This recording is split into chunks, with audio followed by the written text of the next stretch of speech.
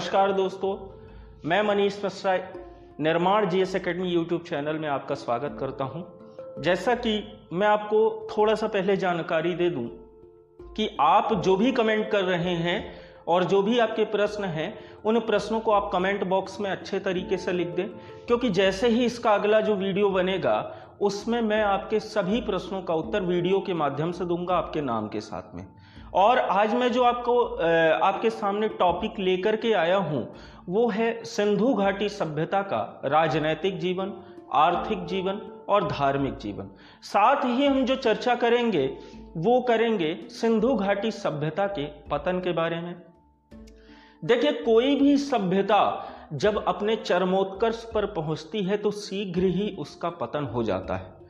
वर्तमान समय में हम इस वैश्विक महामारी कोविड-19 से जो अपनी जंग लड़ रहे हैं, तो कहीं ना कहीं इसका कारण यही है कि जो आप देख रहे हैं कि मानव ने इतना प्रकृति के साथ नुकसान किया है कि प्रकृति ने अपनी भरपाई करने के लिए ऐसी वैश्विक महामारी को दिया है। हम किसी पर्टिकुलर देश या पर्टिकुलर व्यक्ति को हम इस पर दोषारोपण नहीं लगा सकते कि आखिर इस व्यक्ति ने हमें ये बीमारी दी या इस देश ने हमें ये बीमारी दी। इसे हमें सहज ही स्वीकार करना होगा, क्योंकि प्रकृति कभी किसी के साथ गलत नहीं करती है। क्योंकि अगर एक व्यक्ति दूसरे व्यक्ति या दूसरे जीव की हत्या कर देता है तो आप ये मान के चलो कि वो व्यक्ति जिसने हत्या की वो भी प्रकृति की संतान है, और जिस जीव की हत्या हुई है वो भी प्रकृति की संतान है। और फिर भला प्रकृति अपने संतान के साथ गलत क्यों करेगी? कहीं ना कहीं उसका परिणाम उस व्यक्ति को जरूर मिलेगा, जो वर्तमान समय में चल रहा। इन टेक्नोलॉजीज को देख करके, इन सभी आधुनिकीकरण को देख करके हमने बहुत नुकसान कर लिया प्रकृति का। अब प्रकृति अपनी भरपाई धीरे धीरे करके पूरी कर रही है। हाल ही में कुछ घटना आपने देखी कि केरल में किस तरीके से एक गर्भवती हथिनी को अनानास या पाइनएप्पल में एक बम, जिसे हम कह सकते पटाखा भर के खिला दिया। कितनी क्रूर घटना!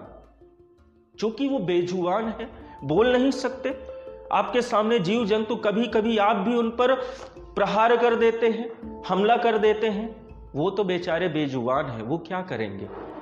उनका भी तो सहारा है, प्रकृति उनकी भी तो है, उनको भी तो भोजन चाहिए। ये तो हम मानव हैं कि हम ये कह रहे हैं कि ये हमारी प्रकृति नहीं, ये प्रकृति उनकी भी है। आज प्रत्येक इंसान सब जगह पे घर बनवाए हुए है। क्या उन जानवरों या उन जीवों के लिए रहने का स्थान कुछ नहीं है? अगर वो आपके घर के सामने आ रहा है तो वो आपके घर में चोरी करने नहीं आ रहा।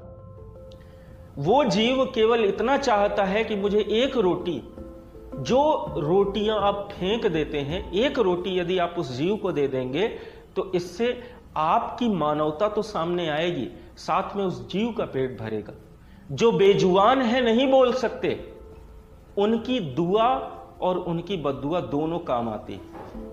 हम भले ही सोचते हैं कि वो जानवर हैं, हम भले ही ये सोच रहे हैं कि वो जीव जंतु हैं, उनमें सोचने की शक्ति नहीं। लेकिन एक बात मैं आप सभी को कहना चाहूंगा कि जानवर अपनी जानवरियत नहीं भूला, लेकिन इंसान अपनी इंसानियत या मानव अपनी मानवता भूल चुका है। ऐसी परिस्थितियों को देख करके मेरे मन में यही शब्द आए, इस वजह से मैं इन्हीं शब्दों को आपके सामने बखान कर रहा हूं। तो चूंकि हमारा टॉपिक जो है वो सिंधु घाटी सभ्यता का राजनैतिक जीवन व अन्य जीवन है, जैसा कि हमने पिछले वीडियो में सिंधु घाटी सभ्यता के सामाजिक जीवन को देखा था कि किस तरीके से उनका रहन सहन था, कैसी वेशभूषा थी, कैसा उनका खान पान था और कैसा उनका चाल चलन, कैसा मनोरंजन, अंत्येष्टि यानी कि मरने के पश्चात भी उनका अंतिम संस्कार कैसे होता था। तो ये सभी चीजों की चर्चा हमने लगभग कर ली थी। अब मैं आपको उनके राजनैतिक जीवन के बारे में बताता हूं। जैसा कि आपके सामने स्क्रीन में चल रहा होगा कि सिंधु घाटी सभ्यता का जो राजनैतिक जीवन था दोस्तों, उसमें कोई राजा वर्ग नहीं हुआ करता था। यानी किसी राजा का कोई प्रावधान नहीं था, बल्कि प्रधान का प्रावधान था। यानी कि प्रत्येक एक समूह का एक प्रधान हुआ करता था, जो वो सभी प्रधान मिलकर के एक सभा में बैठ करके नियम, रूल, रेगुलेशन बना दिया करते थे, जिसे सभी जनता फॉलो किया करती थी, अनुसरण करती थी। तो इस तरीके से सिंधु घाटी सभ्यता का दोस्तों राजनैतिक जीवन था। जैसा कि हम कह सकते हैं कि सिंधु घाटी सभ्यता का जो राजनैतिक जीवन था वो जनतंत्रात्मक था, यानी कि जनता के द्वारा, जनता के लिए, जनता की सरकार, जैसा कि वर्तमान समय में चल रहा है। चूंकि वर्तमान समय में लोकतंत्रात्मक सरकार है, जब आपको सर पॉलिटी पढ़ाएंगे तो इस लोकतंत्रात्मक शब्द को डिफाइन करेंगे वो। तो हमने सिंधु घाटी सभ्यता का राजनीतिक जीवन लगभग देख लिया। इससे ज्यादा इसमें कुछ नहीं है, ज्यादा आपको परेशान भी नहीं होना है। एग्जाम में नहीं आता है, अगर आ भी गया तो आपको ध्यान रखना है कि कैसा था, गणतंत्रात्मक या जनतंत्रात्मक शासन था। इसके बाद सबसे महत्वपूर्ण जीवन उनका आर्थिक जीवन, क्योंकि ये नगरीय सभ्यता थी या शहरी सभ्यता थी। तो दोस्तों आपको पता है कि नगर में रहने वाले लोग जो व्यापार करते हैं वो केवल अर्थ के लिए, पैसों के लिए कार्य करते हैं। इसलिए सिंधु घाटी सभ्यता का महत्वपूर्ण जीवन आर्थिक जीवन भी रहा है। कैसे? अगर हम बात करें तो आर्थिक जीवन में क्या क्या चीजें आती हैं, तो आर्थिक जीवन के अंतर्गत दोस्तों कृषि, पशुपालन, इसके अलावा धातुएं, यानी जिस चीज का वो व्यापार करते थे, विनिमय, वस्तु विनिमय प्रणाली, और इसके अलावा हम बात करते हैं तो परिवहन हो गया उनका। ये समस्त चीजें, या तौल की इकाई भी हम इसमें रख सकते हैं किसी वस्तु को तौलने के लिए। तो ये समस्त इनका क्या था, आर्थिक जीवन था। आर्थिक जीवन में अगर हम एक एक टॉपिक पर, एक एक चीजों पर चर्चा करें तो लगभग एक बहुत बड़ा टॉपिक है, लेकिन शॉर्ट फॉर्म में, शॉर्ट रूप में मैं आपको बताता हूं। जैसा कि सबसे पहला आता है इनका व्यापार। तो प्रायः ये व्यापार मिश्र धातुओं का किया करते थे। मिश्र धातु जैसे कांसा है, ये इनका व्यापार करते थे, और इनको काफी सारी धातुओं का ज्ञान था। व्यापार में ये कृषि कार्य जो करते थे, तो कृषि में क्या करते थे, कपास की कृषि। क्योंकि हम धातुओं की अगर बात करें, सोना, चांदी, तांबा, टिन, लाजवर्त, गोमेद, जैसा कि 9 रत्नों में आप जानते हैं कि एक गोमेद रत्न भी होता है। 9 रत्नों में जैसे हम बात करें तो माणिक्य, मोती, मूंगा, पन्ना, पुखराज, हीरा, लहसुनिया, नीलम और गोमेद, ये 9 रत्न होते हैं आपके। दोस्तों पुखराज आप देख सकते हैं, ये मैंने पहना हुआ है पुखराज, ये रत्न। तो इस तरीके से गोमेद जैसे रत्न का भी व्यापार ये करते थे, इनके बारे में जानते थे। लाजवर्त एक प्रकार की धातु थी जिसका प्रायः प्रयोग व्यापार के रूप में भी होता था, और उनका जो है मुद्रण भी बनाया जाता था। जैसे मुद्रण चित्र आपने देखा होगा मोहनजोदारो फिल्म में, जिसमें ऋतिक रोशन लेकर के कहां जाता है, नगर के अंदर प्रवेश करता है। एक लाजवर्त में उसकी क्या लगी रहती है, सील लगी रहती है, जिसमें एक सिंग वाला जो है हिरण शो किया गया है। ठीक है। इसके अलावा कृषि कार्य में दोस्तों, कृषि में ये कपास की कृषि, कपास के अलावा दोस्तों ये क्या क्या चीजें किया करते थे, तो इन्हें ज्ञान था जौ का, जौ सबसे प्राचीन फसल, गेहूं और तिल, तरबूज, मटर, इसके अलावा केला, और भी ऐसे कई फल थे जिनके बारे में जानकारी हमें सिंधु घाटी सभ्यता के प्राचीन साक्ष्यों से प्राप्त होती। पुरातत्व विभाग इसकी जानकारी की पुष्टि करता है। इसके अलावा हम परिवहन की बात करें तो दोस्तों परिवहन, एक तो बैलगाड़ी जो कि सामान्य आपने देखा होगा, भैंस गाड़ी भी उस समय पे प्रचलित थी। इसके अलावा कुत्ता गाड़ी भी प्रचलित थी। कुत्ते का भी जो है वो बांध करके गाड़ी बना लेते थे, कुत्ते को बांध लेते थे और उस गाड़ी को खिंचवाते थे। विदेशों में आपने देखा होगा कि बर्फ में जो रेंडियर होते हैं, रेंडियर कुत्ते उनको कहते हैं, या एक प्रकार के हिरण ही है जो स्लेज गाड़ी को खींचने का भी कार्य करते हैं। अक्सर आपने देखा होगा मूवीज में, कई सारी मूवीज हैं जिसमें ये चीजें दिखाई गई हैं। इसके अलावा दोस्तों नौका का प्रयोग, क्योंकि बंदरगाह तो थे और समुद्र से ही प्रायः इनका व्यापार होता था। लोथल जो इनका सबसे महत्वपूर्ण बंदरगाह था, उसमें भी ये क्या किया करते थे, व्यापार इत्यादि नाव के माध्यम से किया करते थे। जैसा कि मिस्र की जो सभ्यता थी, मेसोपोटामिया की जो सभ्यता थी, ऐसा कहते हैं कि मेलुहा जैसा शब्द इनके लिए प्रयोग किया गया। कपास को सिंडन कहा गया। मेलुहा शब्द कैसे, देखिए आपने मिस्र की सभ्यता देखी होगी कि मिस्र की सभ्यता में मरने के पश्चात भी जीवन होता है, ऐसा मानते हैं, और डेड बॉडी को चारों ओर कपड़े में लपेटते हैं, जिन्हें हम ममी कहते हैं, मरने के बाद द ममी। मूवीज भी इसके ऊपर कई बनी हैं, कई पार्ट में डिवाइड है। तो ऐसा माना जाता है कि उस ममीज में जो कपड़े लपेटे जाते थे दोस्तों, तो वो कपड़े जो थे वो कहां से आते थे, सिंधु घाटी सभ्यता से। क्योंकि कपास की खेती पहली बार किसने की है, सिंधु घाटी सभ्यता में। सूती वस्त्रों का प्रयोग सिंधु घाटी सभ्यता ने पहली बार किया।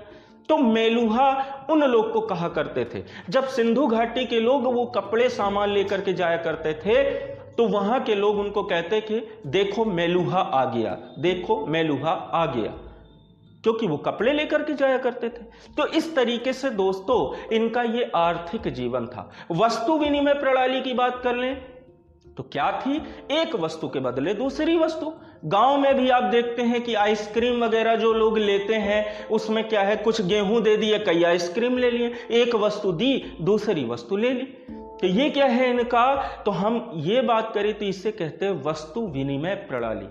तौल की इकाई 16 या 32 के अनुपात में थी दोस्तों। कैसे, जैसे मान लीजिए कि मैं जो ये एक डस्टर है, ये सबसे महंगा है, 2 डस्टर मैं लिया हूं, महंगे डस्टर है, तो मैंने अपनी 2 वस्तु दी और सामने वाले की वस्तु अगर सस्ती है तो उससे 4 या 8 वस्तुएं ले ली मैंने। तो इस तरीके से ये तौल की इकाई संभवतः मानी गई है कि ये।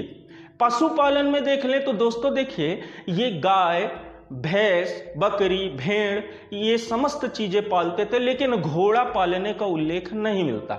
घोड़े के बारे में जानते थे क्योंकि घोड़े के अस्थि पंजर मिले। कैसे प्राप्त हुए होंगे, तो जो वस्तु यहां उपलब्ध नहीं, मान लीजिए आप जिस शहर में रहते हैं, कोई वस्तु आपको मंगवानी, ऑनलाइन मंगवाते हैं, तो वो आपके वहां तो उपलब्ध नहीं, तभी तो ऑनलाइन मंगवा रहे हैं, तो दूसरी जगह पे होगा। तो इस तरीके से घोड़ा ईरान इराक में ज्यादा हुआ करता था, उनके व्यापार भी थे। संभवतः ऐसा मान सकते हैं कि कोई व्यापारी अपना घोड़ा लेकर के यहां आया हो और घोड़े को इन्होंने जो खिलाया हो, कुछ दिन पश्चात घोड़ा वहीं मर गया हो और वहीं पे उसको सुरकोटदा में दफना दिया गया था। तो इस तरीके से घोड़े के अस्थि पंजर के प्रमाण भी हमें सिंधु घाटी सभ्यता से प्राप्त होते हैं। अब हम बात करते हैं, लगभग हमने आर्थिक जीवन देख लिया, और जो भी हो आप कमेंट कर सकते हैं कि जो चीजें मैंने नहीं बताई, कुछ चीजें मैंने आपके लिए भी छोड़ी ताकि आप उसे पढ़ सकें, है ना। तो कमेंट में आप पूरे अपने प्रश्न रखिए, मैं अगले वीडियो में आपके पूरे प्रश्नों का उत्तर जरूर दूंगा। आप बिल्कुल कमेंट कर सकते हैं जो भी प्रश्न आपके मन में उठ रहे हैं। इसके बाद हम देखते हैं धार्मिक जीवन। दोस्तों धार्मिक जीवन में किसी भी मंदिर मस्जिद का प्रमाण नहीं मिला। कोई देवता ऐसे नहीं थे जिनको स्पेशल रूप से ये पूजते थे, लेकिन पशुपति को ये मानते थे। पशुपति का अर्थ होता है पशुओं की रक्षा करने वाला। शंकर जी नहीं कह सकते उनको, शिव भगवान नहीं कह सकते। कुछ इतिहासकार उनको शिव की संज्ञा देते हैं, लेकिन कुछ इतिहासकार उनसे वैचारिक मतभेद रखते हैं कि ऐसा नहीं।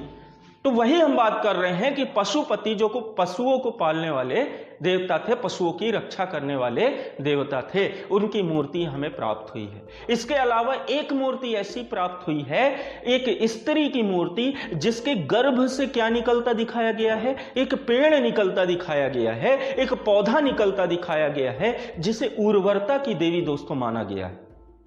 उर्वरता की देवी किसे, पृथ्वी को।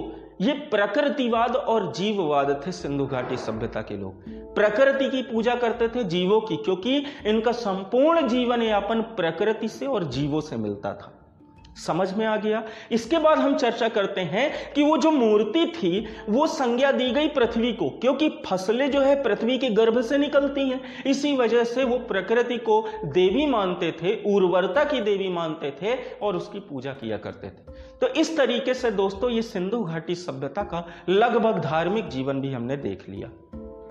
अब बात करते हैं कि लगभग लंबे समय तक ये सिंधु घाटी सभ्यता चलती गई, काफी समय इन्होंने व्यतीत कर लिया। और मैंने कहा कि जब जब सभ्यता अपने चरमोत्कर्ष पे पहुंचती है तब तब उसका शीघ्र ही पतन हो जाता है। कहा जाता है कि सिंधु घाटी सभ्यता, एक व्यक्ति थे मार्टिन व्हीलर, जिन्होंने इन तथ्यों की पुष्टि की और उनके तथ्यों को लगभग प्रमाणित मान लेते हैं। कई इतिहासकार अलग अलग पुष्टि भी करते, अलग अलग तथ्य भी देते हैं दोस्तों। तो क्या कहते हैं मार्टिन व्हीलर कि सिंधु घाटी सभ्यता पूर्णतः नष्ट नहीं हुई, उसकी लगभग 50 से 60% जनता क्या हुई, बाढ़ की वजह से। जैसा कि फ्लड आप देख रहे होंगे पीछे, किस तरह से हो सकता है बाढ़ आई हो, और उस बाढ़ की वजह से क्या है कि वो सिंधु घाटी सभ्यता की आधी जनसंख्या 50 से 60% मर गई। मरने के पश्चात वो जो डेड बॉडीज थी उनसे फैल गई महामारी, तो कुछ जनसंख्या वहां से भी नष्ट हो गई। और नष्ट होने के पश्चात बाकी जो बचे हुए लोग थे उन पर आक्रमण किया गया। लगभग लगातार 250 सालों तक आक्रमण किया मध्य एशिया से आर्यों ने, और उन्हीं आर्य की संतान हम माने जाते हैं। उन आर्यों ने 250 सालों तक इस पर आक्रमण किया, और आक्रमण करने पर इनको उस क्षेत्र से हटाना चालू कर दिया। तो इस तरीके से सिंधु घाटी सभ्यता के लोग बढ़ते गए और दक्षिण भारत में, कुछ आपके उत्तर भारत में बस गए। तो दोस्तों इस तरीके से सिंधु घाटी सभ्यता, उस सभ्यता का क्या हुआ, लगभग पतन हुआ। तो हम इसकी बात कर रहे थे। इसके पश्चात क्या हुआ कि जैसे ही वो चले गए, आर्यों ने उस पूरे उत्तर भारत पर कब्जा कर लिया और एक नई सभ्यता विकसित हुई जिसे हम कहते हैं वैदिक सभ्यता, जिसकी संतान हम सभी माने जाते हैं। हम आर्यों की संतान हैं। आर्य का अर्थ भी होता है श्रेष्ठ व महान, इसलिए आपको गर्व करना चाहिए कि हम आर्यों की संतान हैं, हम श्रेष्ठ व महान। अंततः ये कहना चाहूंगा कि चूंकि हम श्रेष्ठ और महान हैं, इसलिए अपनी मानवता को ना भूलें। उन बेजुबान जीवों की हत्या ना करें, उन बेजुबान जीवों को मत मारें। यदि आप रोटी देने की क्षमता नहीं रखते हैं तो आपको उन्हें मारने का भी कोई अधिकार नहीं है। तो दोस्तों आज के लिए मैं इजाजत चाहूंगा। आज के वीडियो में इतना ही। मिलते हैं अगले पुनः वीडियो में, तब तक के लिए नमस्कार।